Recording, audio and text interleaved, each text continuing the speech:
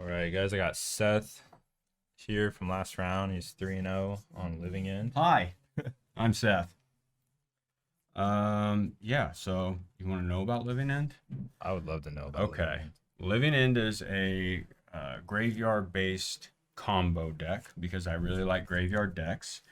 That used to be kind of like a Jund color, it just was but things kind of changed. They printed a lot of really good blue cyclers, but the whole idea here is that I'm going to take these big epic monsters, like your Desert Ceradons. Oh, there's nothing on top, sorry.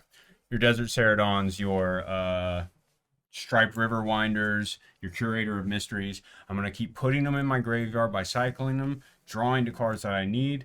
The cards that I need are my 3-mana Cascaders.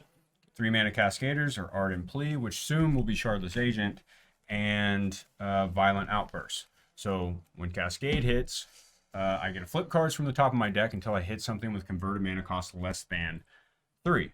The only thing I play in my deck that actually has a converted mana cost less than 3 is Living End, which in that last match, if you saw, is really, really good against elves. I mean, Yeah. really terrible. I feel bad because that's just got to be one of the worst matchups for him, period. Yeah, seriously.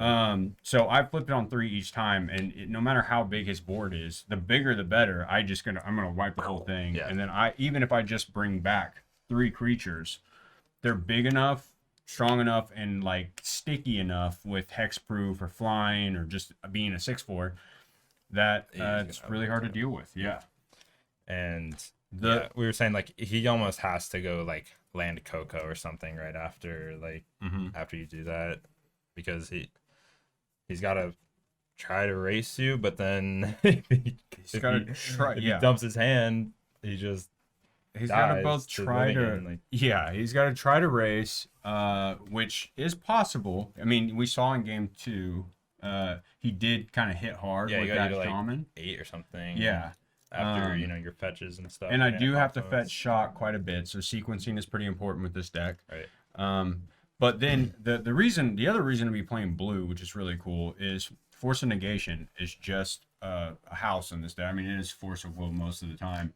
If I'm playing a Violent Outburst on the end of their turn, I get to protect it with Force of Negation, that's which is really, really nice. And then you just get then it's just a 1-turn. It's Splinter Twin, with the Force. Right. It's a 1-turn combo. The Ardent Plea is not as good, but Ardent Plea is not bad in some matchups where you get to go play that Ardent Plea and say they've kind of dealt with my graveyard. I'll just cast my 4/4 flyer for 4 mana and just keep kind of pinging you for 5. So I really like the deck. I haven't been playing Magic lately. Like it's been a month or so since I've played a game of Magic, really. And so I wanted something today that was kind of, it's not mindless, but it's not really like rocket science or anything. So what does the new card do? Shardless Agent? So Shardless Agent is the mana in this is like really stretched, right? Because you're playing 4 colors plus you've got some black cards. But you're not really casting those black cards. But Shardless Agent is going to help replace Ardent Plea. Ardent Plea, we no longer need white now. So Shardless Agent is just a 3-mana 2/2, a colorless, a green, and a blue, and it has Cascade. It does the exact same thing, except it's now on a body, and which makes it a little bit better, overall. So it's just a 2/2 with Cascade? Just a 2/2 with Cascade. Okay. Yeah. So there's an argument that, Ardent Plea could be just as good almost. But not for a whole nother color of mana. Right. Yeah. Not adding the extra color mana, and again, graveyard hate is a problem. So at least I have a 2/2, like a beater, some sort of stick that can do something. And then anything different, I don't think there's anything else that's really going to be changing. Plus the blue for Force. Well, I guess Ardent Plea is blue as well. Yeah, Ardent Plea is also blue. I don't really think anything else is going to be changing about the deck, but it's possible. It's possible. It depends on how much Grave Hate starts to show up. If this deck is really not very good in a meta that's really gunning for it. Right. I mean, but if they're playing like single graveyard removal cards, if they're not playing like... Yeah, it's solid against that. Rest in Peace is a problem. He did have Rest in Peace, but he said his buddy talked him into boarding or taking one out before the tournament. So Rest in Peace is very good.